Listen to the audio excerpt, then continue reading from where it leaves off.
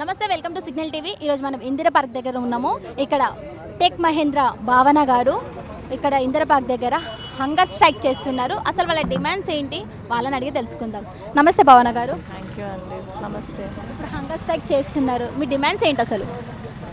నా demands already ఎప్పటి నుంచో చెప్తున్నాను. టెక్ మహేంద్రకి ఒక సెట్ ఆఫ్ డిమాండ్స్ నేను ఆల్రెడీ ఈమెయిల్ రాశాను. లైక్ ఎవరైతే నా అన్లాఫుల్ టర్మినేషన్కి రీజన్ అయ్యారో వాళ్ళందరినీ ఖచ్చితంగా టర్మినేట్ చేయాలి అని నేను చెప్పాను.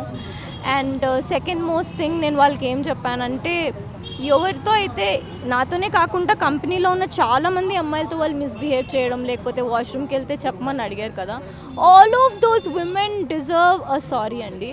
ఫార్మల్ సారీ అందరికీ ఈమెయిల్స్ రూపంలో వెళ్ళాలి. And third demand, I just told them that you know నాకు ఒక ప్రాపర్ రిలీవింగ్ లాంటిది కావాలి. I don't want to get back to that toxic environment again. And I always told them that ఇప్పుడు ఈ నిమిషం నన్ను ఇలా మీరు రోడ్ మీద తీసుకొచ్చారు కాబట్టి tech Mahindra is entirely responsible for my career. ఓవరాల్గా వీఆర్ ఆల్ ప్రొటెస్టింగ్ టుగెదర్. ఒకవేళ హంగర్ నుంచి నన్ను లిఫ్ట్ చేస్తే శ్రీధర్ అన్న కూర్చుంటారు నెక్స్ట్ హంగర్ స్ట్రైక్కి. శ్రీధర్ అన్న లిఫ్ట్ చేస్తే మా హరీష్ కూర్చుంటాడు, హరీష్ తర్వాత కెవిన్ కూర్చుంటాడు. But I don't think so it will stop. So overall demands నన్ను అడిగితే నేను టెక్ మహేంద్రకి ఇంకొకటి కూడా చెప్పాను. లాస్ట్ 1 year నుంచి వాళ్ళు ఎంతమందిని అయితే అన్లాఫుల్గా టర్మినేట్ చేశారో, అలా అన్లాఫుల్గా టర్మినేట్ చేసిన వాళ్ళందరినీ ఒకసారి వితౌట్ నోటీస్ పీరియడ్ ఎవరెవరినైతే పంపించేశారో, without performance issues and all of that, మీరు ఒకసారి వాళ్ళతో మాట్లాడి వాళ్ళ సైడ్ ఆఫ్ ది స్టోరీ వింటే కంపెనీ ఎంత బ్యాడ్ బిహేవియర్ ఉంది అనేది హైయర్ మేనేజ్మెంట్కి అర్థమవుతుంది. I don't think so that Anand Mahindra గారికో మోహిత్ జోషి గారికో ఇవన్నీ తెలుసు. It is just one thing that వాళ్ళు ఇన్వాల్వ్ అయ్యి ఇది రూట్స్ నుంచి క్లియర్ చేయకపోతే, నాకంటే ముందు ఎవరైనా క్వశ్చన్ చేస్తుంటే నేనంత టాక్సిక్ ఎన్వైర్న్మెంట్లో పనిచేయాల్సిన కర్మ నాకు వచ్చేది కాదు. సో నేను క్వశ్చన్ చేసి నా నెక్స్ట్ పీపుల్కి ఒక క్లీన్ సీట్ ఇవ్వాలని అనుకుంటున్నాను. అసలు టెక్ మహేంద్రలో అమ్మాయిలకి ఏ విధంగా ఉంటుంది, అసలు సమస్య ఏ విధంగా ఉంటుంది? అమ్మాయిలకనే కాదు, అబ్బాయిలకి కూడా అలాగే ఉంటుంది. అమ్మాయిలకి ఏంటంటే అది వాళ్ళ పీరియడ్స్ అయినా కానివ్వండి, వాళ్ళ లంచ్ బ్రేక్ అయినా కానివ్వండి, ఏదైనా సరే చెప్పి వెళ్ళాలి అని అంటారు. So why do people have to know if I'm going to washroom అండి? సో వాష్రూమ్ బ్రేక్స్ ఉండవు, సరిగా లంచ్ బ్రేక్స్ ఉండవు. అంటే వాళ్ళు ఎంత మెంటల్ టార్చర్ పెడతారంటే మేము బయటికి కూడా చెప్పలేం. ఇప్పుడు చూడండి, బ్రేక్ ఎక్సీడ్ అనేది ఎవరైనా లైఫ్లో చేసే విషయమే. కానీ ఫ్లోర్ మీద నించుని 70 మంది ముందు అరిస్తే మీకు ఎలా అనిపిస్తుంది? వాళ్ళు ఎక్కడ అరుస్తారో అని భయానికి పనిచేస్తాం. అండ్ ఆ టాక్సిసిటీని మేము యాక్సెప్ట్ చేసి పనిచేసేస్తాం. పోనీలే మా మేనేజరే కదా అరిసారో అని అనుకుంటే ఆ ర్యాపో కూడా మనకు ఉండదు. అయినా ఎవరైనా ఎవరితోనైనా లేచి నించుని అరిసి మాట్లాడే రైట్ వాళ్ళకి ఎక్కడిది మాట? అయినా ఒక ఎంప్లాయీతో మాట్లాడాలంటే మేనేజర్ ఒక రూమ్లో పిలిచి మాట్లాడతారు, అలా అందరం ముంగట అరవడం ఏంటి అసలు? టెక్ మహేంద్ర బహదూర్పల్లిలో క్లోజ్ రూమ్ కాన్వర్జేషన్సే ఉండవు. ఆఖరికి వాళ్ళ క్వాలిటీ అనలిస్టులు కూడా ఫ్లోర్ మీదకి వచ్చి నించుని అరుస్తూనే మాట్లాడతారు. So that is what I was against అండి. It's not a place for a women to work. It's definitely not a place for a men also to work. ఇప్పుడు ఇది ఎన్ని రోజులు ధర్నా? అంటే ఈ రోజుకేనా, లేదంటే న్యాయం జరిగే వరకా? మీరు చెప్పాలి. నేనైతే ఇక్కడి నుంచి కదలను. Let the police lift me. నన్ను వాళ్ళు లిఫ్ట్ చేస్తే నా తర్వాత శ్రీధర్ వస్తాడు. అండ్ శ్రీధర్ని లిఫ్ట్ చేస్తే కెవిన్ కూర్చుంటాడు. కెవిన్ని లిఫ్ట్ చేస్తే హరీష్ కూర్చుంటాడు. నా ప్రాణం పోయిన ఇక్కడి నుంచి అయితే కదలనమ్మా. Let them lift me. ఇప్పుడు కంపెనీ నుంచి లే ఆఫ్ అయిన వాళ్ళ పరిస్థితి ఏంటి అసలు? అంటే వాళ్ళకి ఏ విధంగా న్యాయం జరుగుతుంది? ఎవరైనా మీకు అప్రోచ్ అవ్వడం వల్ల జరుగుతుందా? ఇంకా కంపెనీ నుంచి లే ఆఫ్ వేరు. లే ఆఫ్ అంటే కంపెనీ దగ్గర ఫండ్స్ లేక 100 మెంబర్స్నో 200 మెంబర్స్నో తీయడం వేరు. కానీ టార్గెట్ చేసి బేసిక్గా వీళ్ళని అనుకుని వీళ్ళు మాకు అక్కర్లేదు అని తీసేయడం వేరు. I was the only person that time terminated, right? అది తప్పు అంటున్నా. లే ఆఫ్ చేసిన వాళ్ళందరూ నా కాంటాక్ట్లో వచ్చారు. లాస్ట్ 1 yearగా టెక్ మహేంద్రలో ఎవరెవరినైతే అన్లాఫుల్గా టర్మినేట్ చేశారో వాళ్ళందరూ నాతో కాంటాక్ట్లో ఉన్నారు. I don't want to reveal their names, I don't want to reveal there pictures. అందుకే చెప్తుంది, one demand which I very clearly told you. Last 1 year టర్మినేషన్స్ ఖచ్చితంగా రివైజ్ చేసుకోవాలి వాళ్ళు. అప్పుడు తెలుస్తుంది should here the other side of the story also. వాళ్ళు ఎంత torture పెట్టి ఆ మనిషిని అక్కడి నుంచి సొంతంగా సంతకాలు పెట్టించి మరీ పంపించేశారో వాళ్ళకి తెలియాలి కదా. ఇప్పుడు ఫైనల్గా ఏం డిమాండ్ చేస్తున్నారు అసలు? See ma'am, my demands are very simple. మీరు ఫస్ట్ తీసుకున్న వీడియోలో చెప్పాను. నాకు టెక్ మహేంద్ర నుంచి ఏంటంటే లాస్ట్ 1 year టర్మినేషన్స్ని రివ్యూ చేసుకోవాలి. నోటీస్ పీరియడ్ మ్యూచువల్గా ఉండాలి. అండ్ ఎవరైతే విమెన్ని లేదా మెన్ని మీరు ఇలా డిస్రెస్పెక్ట్ఫుల్ చేశారో, especially women, all those women who are working in Bahadurpally tech Mahindra should definitely a formal apology has to be send to all of those women. వాళ్ళు ఏదైతే టాక్సిసిటీని అనుకుంటున్నారో ఇది టాక్సిసిటీయే కాదు అని, they should not accept this is a toxicity. They should understand ఇలా మనం బిజినెస్ రన్ చేయకూడదు, బిజినెస్ చేసుకోవాలి, దందాలు చేయకూడదు. They are running it as a dhanda. That has to be stopped. నమస్తే హరీష్ గారు. నమస్కారం అండి. అసలు మిమ్మల్ని ఎందుకు తీసేశారు? సో మేడం, మేము టెక్ మహీంద్రా బాధితులమండి. వాళ్ళు మమ్మల్ని టాక్సిక్ ఎన్విరాన్మెంట్ మేనేజ్మెంట్ క్రియేషన్స్ వలన మమ్మల్ని ప్రాజెక్ట్స్లోంచి పక్కన పెట్టి మమ్మల్ని దాన్ని ఆసరాగా చూపించి ప్రాజెక్ట్లోంచి వెళ్ళాలని ఫోర్సిబుల్గా రిజైన్ చేపిస్తున్నారండి. ఒక రూమ్లో కూర్చోబెట్టి సంతకం చేయించి మరీ పంపించేస్తున్నారండి. దానికి కారణాలు చూస్తే, ఒక ప్రాజెక్ట్లో ఎంతో విధంగా చక్కగా వర్క్ చేసి మనం ఎన్నో విధాల డెలివరీస్ చేసినా కానీ ఒక మేనేజర్ వచ్చి ఒక మీటింగ్లో తను ఏదైనా మిస్బిహేవియర్ చేశారనుకోండి, దాన్ని అపోజ్ చేశాను నేను. ఆ అపోజ్ చేసినందుకు అతను తన పర్సనల్ గ్రాడ్యుయేషన్ పెట్టుకుని ఇంకా ఏ ప్రాజెక్టులో రాకుండా చేస్తున్నారండి. ఒక ప్రాజెక్టులను తీసి పక్కన పెట్టేస్తారు. ఆ తర్వాత వేరే మేనేజర్స్ వాళ్ళ సీనియారిటీని బట్టి వేరే మేనేజర్స్ని మనకి ప్రాజెక్ట్ ఇవ్వకుండా చేస్తారు.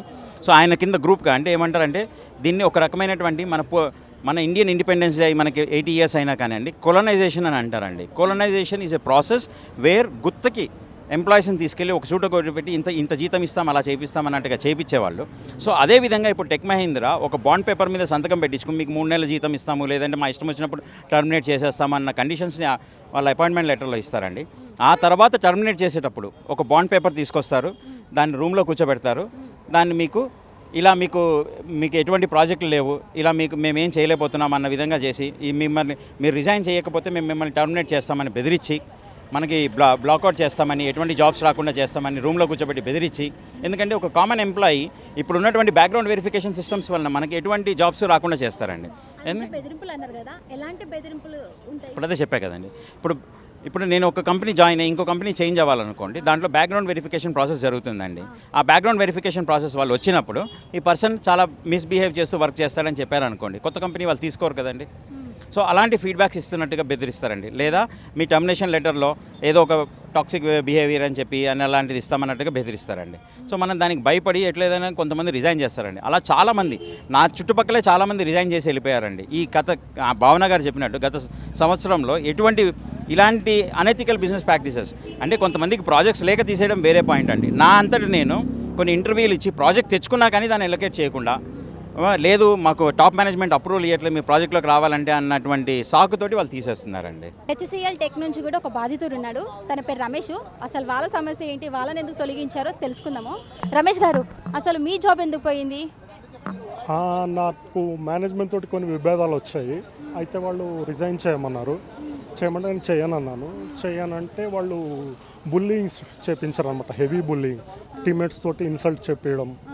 టీమ్మేట్స్ అందరు కలిసి నన్ను ఒక్కడిని ఏకాకిని చేసేసి ఇన్సల్ట్ చేస్తారు అని సూటిపోటి మాటలు అనడం. Bullying, organised bullying. ఇది ప్రాపర్ సైకలాజికల్ కాన్సెప్ట్. నన్ను ఒక్కడిని అంటే నన్ను మరి ఇంకా ఎంతమంది బాతులు నాకు తెలియదు. నా టీంలో అయితే నన్ను రిజైన్ చేయమన్నారు. నేను చేయనంటే వాళ్ళు ఇట్లా ఇన్సల్ట్ చేసి, అంటే నన్ను హెరాస్ చేసి నన్ను సఫోకేట్ అయిపోయి మెంటల్లీ బాగా ఆవేదన పొంది నా అంతకు నేను రిజైన్ చేసేస్తాను అనుకున్నారు. కానీ అయినా నేను రిజైన్ చేయలేదు. చేయకపోతే ఇంకా ఎక్కువ ఇంకా నేను బయట కూడా నా ఇంటి చుట్టూ హోటల్స్లో అంతా ఇట్లా వాళ్ళ ఏజెంట్స్ అంటే హోటల్స్లో ఆ వర్కర్స్ని కానీ ఆ క్యాష్ కౌంటర్ని కానీ నన్ను ఇన్సల్ట్ చేయమని ఇంటి దగ్గర కూడా ఇంకా ఉధృతం చేస్తారు. నా రూమ్మేట్ తోటి ఇన్సల్ట్ చేయడం. అంటే వాళ్ళకి నా ఫోన్ కాంటాక్ట్స్ని హ్యాక్ చేశారు.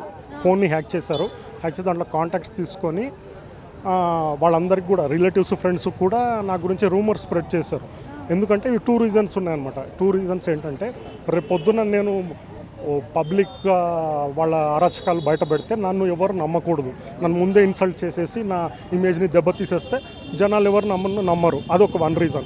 Second reason, social support. నాకున్న సోషల్ సపోర్ట్ని కట్ చేసేస్తే నేను ఇమోషనల్లీ వల్నరబుల్, వీక్ అయిపోయి ఇంకా నేను నోరు మూసుకొని కూర్చుంటాను. నేను I will not rise my voice raise చేయడానికి సపోర్ట్ కావాలి, ఫ్యామిలీ సపోర్ట్ కావాలి.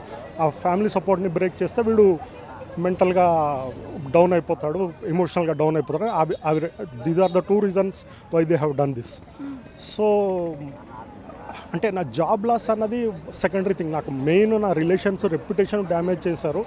That is what I'm not able to bear. అంటే అది వాడు నన్ను మర్డర్ చేసినా that would have been far better. ఈ విధంగా నన్ను మా ఇన్సల్ట్ రెప్యుటేషన్ రిలేషన్స్ డ్యామేజ్ చేసే కంటే అది చేసింటే బాగుండేది అనిపిస్తుంది నాకైతే. శ్రీధర్ గారు, ఇప్పుడు మీరు అందరు కలిసి హంగర్ స్ట్రైక్ చేస్తున్నారు, అసలు ఏంటి డిమాండ్స్ ఏంటి మళ్ళీ? మేడం మనం అన్నీ మీ నిజంగా సిగ్నల్ టీవీ కూడా చాలా నా ధన్యవాదాలు. ఇక్కడికి వచ్చి అంటే ఫస్ట్ ఎవరు ఐటీ ధర్నాన్ని మీరు సక్సెస్ఫుల్గా కవరేజ్ ఇచ్చారు, మళ్ళీ సెకండ్ ధర్నా కూడా మీరు కవరేజ్ చేస్తున్నారు. నిజంగా మీ సిగ్నల్ టీవీకి, సిగ్నల్ టీవీ మేనేజ్మెంట్కి నా ధన్యవాదాలు.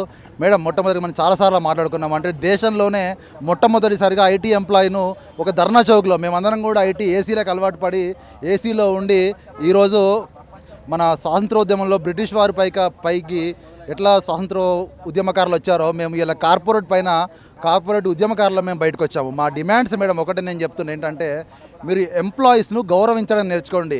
లేకుంటే మీరు మీ దేశంలో మేము లేబర్ లాస్ను కొంటాము, మీ దేశంలో మేము మీ వ్యవస్థను కొంటామనే పిచ్చి సాకులు, కుంటి సాకులు చెప్పి ఎంప్లాయీస్ను కించపరిచే విధంగా మీరు మాట్లాడి జాత్యాంకర వాక్యాలు మాట్లాడితే మాత్రం మేము సహించబోము. మీ ఒరాకిల్ మేనేజ్మెంట్ మీకు నేను ఇంతకుముందే చెప్పాను, మళ్ళీ చెప్తున్నాను, నిజంగా కూడా మీకు ధైర్యం దమ్ము ఉంటే ఇక్కడ రండి, ఇక్కడికి వచ్చి మాట్లాడండి. ఏసీ రూముల్లో కాదు, ఏసీ రూముల్లో మాట్లాడితే ఎవడు పట్టించుకోడు. ఇక్కడ ధర్నా చౌక్ రండి. మీరు ఎంప్లాయీస్ని ఎందుకు విచ్చలవిడిగా తీసేస్తున్నారో, ఎవరైతే కంప్లైంట్ చేస్తున్నారో, ఇప్పుడు నేను చెప్పాను నన్ను చంపుతా అని నాకు 3 నెలలు నన్ను రెక్కి నిర్వహించారు. నేను ఎక్కడో ఢిల్లీ సరౌండింగ్లో దాక్కున్నాను. మా మెయిన్ డిమాండ్ ఏంటంటే ఒరాకిల్ మేనేజ్మెంట్ మీ గేట్లు లాక్లు వేస్తాం మేము, ఒక్క ఎంప్లాయీ కూడా లోపలికి రావడం నేను చెప్తున్నా. ఈరోజు మొత్తం గేట్ లాక్లేసి మీ గేట్ల ముందే కూర్చుంటాము. ఎందుకంటే మీరు ఎంప్లాయీస్ ఇంత చిన్న చూపా మీకు ఎంప్లాయీస్ అంటే, మిమ్మల్ని కుక్కలతో పోలుస్తారా అంటే కుక్కల కన్నా హీనంగా కూడా ఎంప్లాయీస్ని వాళ్ళు చూస్తున్నారు.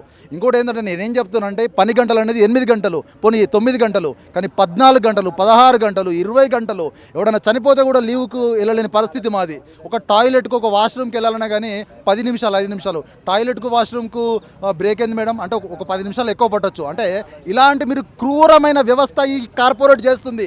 మీరు నిజంగా కార్పొరేట్ క్రూక్స్ లాగా వ్యవహరిస్తున్నారు ఒరాకిల్ మేనేజ్మెంట్. నిజంగా మీకు మీ మేనేజ్మెంట్ ఒక పిచ్చి కుక్కల వ్యవస్థ మీది. మీకు ఎన్నిసార్లు నేను ఒక 100కు పైన ఈమెయిల్స్ రాసినప్పుడు కూడా ఒక్కడంటే ఒక్కడు నాకు రెస్పాండ్ ఇవ్వలేదు. ఈరోజు ఈ ఒరాకిల్ డయరీడు, ఎందుకంటే ఈ జలియన్ వాలాబాగ్లో మనకు ఘటన జరిగింది.